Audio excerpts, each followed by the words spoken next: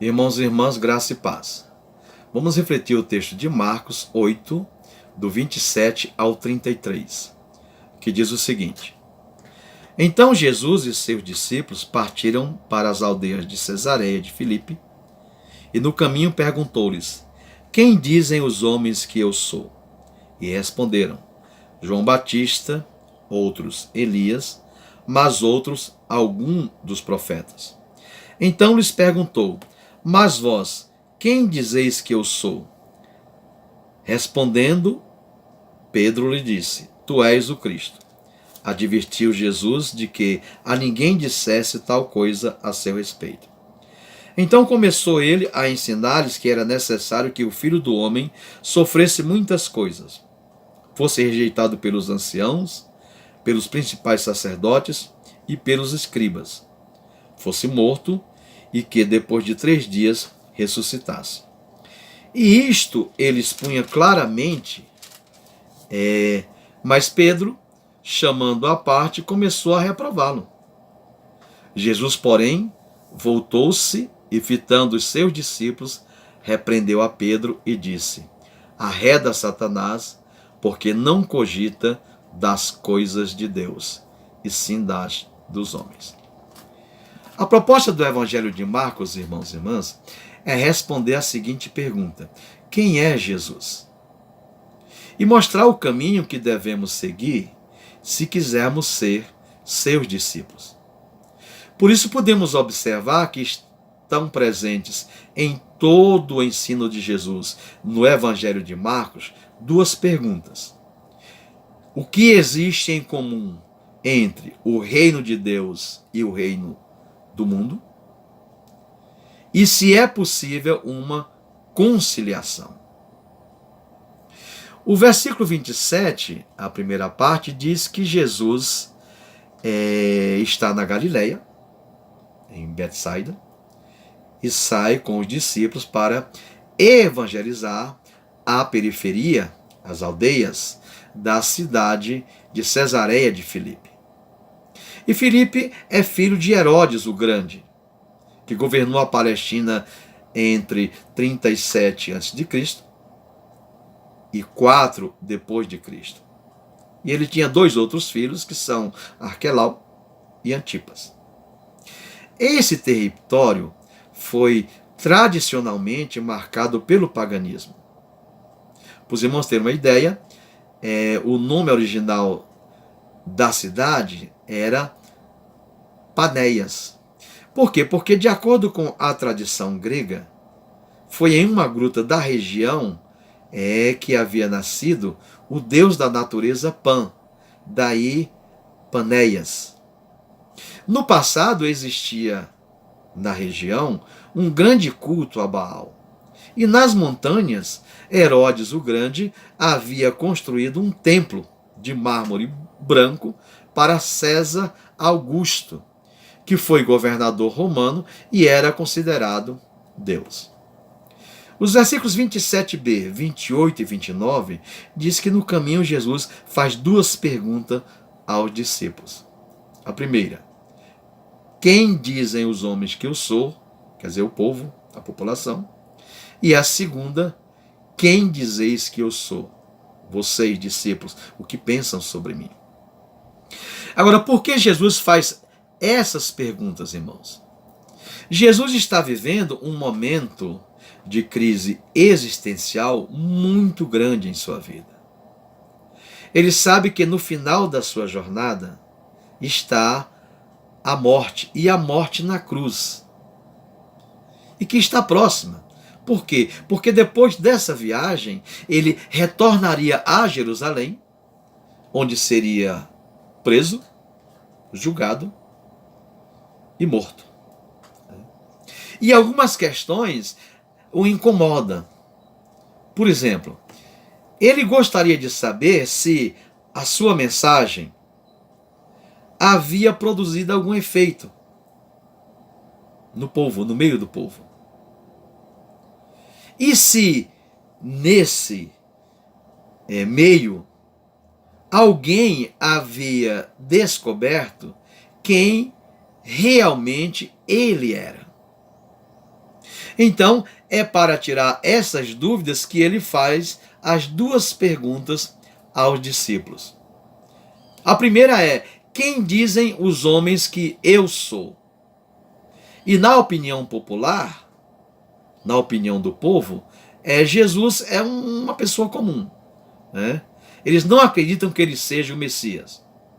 No máximo um profeta, né? Jesus tem popularidade. Mas por quê? Porque as pessoas recebem um benefício imediato dele, né? Curas, alimento, né? Milagres. Tá? Então, a presença de Jesus, fisicamente, no meio deles, os beneficia. Mas a maioria não consegue captar o essencial da mensagem de Jesus. É importante destacar que esse texto reflete a crença das pessoas na transmigração das almas e na reencarnação. Quando dizem que Jesus é João Batista, ou Jesus é o Elias, o profeta Elias, que haviam morrido. Essas doutrinas, irmãos e irmãs, na época de Jesus, eram defendidas em toda a Palestina e ensinadas nas escolas dos fariseus. Após ouvir a primeira pergunta, Jesus faz uma pausa e então faz a segunda pergunta. Mas vós, quem dizeis que eu sou? E Pedro prontamente diz: tu és o Cristo. E Cristo, o Messias, tem o mesmo sentido, né? É ungido de Deus.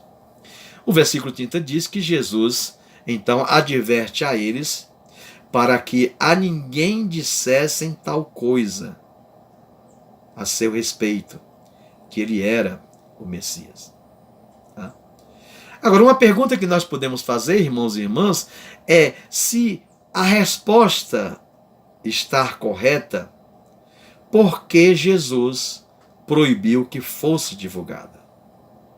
A conclusão que nós chegamos é que alguma coisa faltava na afirmação de Pedro. E talvez Jesus esteja pensando o que é que Pedro entende quando afirma que ele é o Cristo, ou que ele é o Messias. Por quê? Porque Jesus sabe, irmãos e irmãs, que Pedro representa o messianismo triunfante.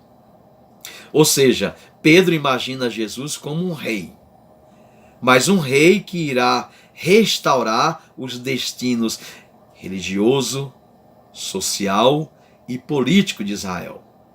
Porque esse era o conceito de Messias predominante na época. Um Messias político, um Messias guerreiro, um Messias vingador. Por isso Jesus sentiu que precisava ensinar a Pedro e aos discípulos o que realmente significava ser o Messias. Os versículos 31 e 32 diz que Jesus começou a ensinar, dizendo que era necessário que o Filho do Homem sofresse muitas coisas, fosse rejeitado pelos anciãos, pelos sacerdotes, pelos escribas, fosse morto, depois de 3 dias ressuscitaria. Tá? E ele está falando claramente, para que todos escutem. Então Pedro chama Jesus à parte e começa a reprová-lo.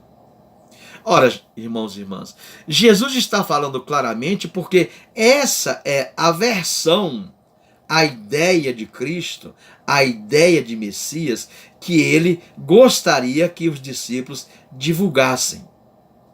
Ou seja, que os anciãos, os sumos sacerdotes e os escribas, que formavam a estrutura de poder da época, não iriam apoiá-lo. Pelo contrário, iriam rejeitá-lo e condená-lo à morte. Dessa forma, Jesus corrige a resposta triunfalista de Pedro, ao dizer que o Filho do Homem deve sofrer muito e ser morto. Ao contrário do que Pedro imagina, irmãos e irmãs, o Cristo, o Messias, na realidade, é o servo sofredor descrito em Isaías 53, e não o glorioso Filho do Homem descrito por Daniel 7, que é a perspectiva de Pedro, a perspectiva dos discípulos. O plano de Deus, portanto, irmãos e irmãs, para Cristo, para o Messias, conduz pela paixão à glória. Ou seja, depois do sofrimento, depois da morte, vem a ressurreição, a vitória sobre a morte. O plano rival, o plano contrário, o plano de Satã, exclui a paixão e só aceita o triunfo do Messias. É por isso que ele, Jesus, seria morto. Por isso ele seria morto e crucificado como herege.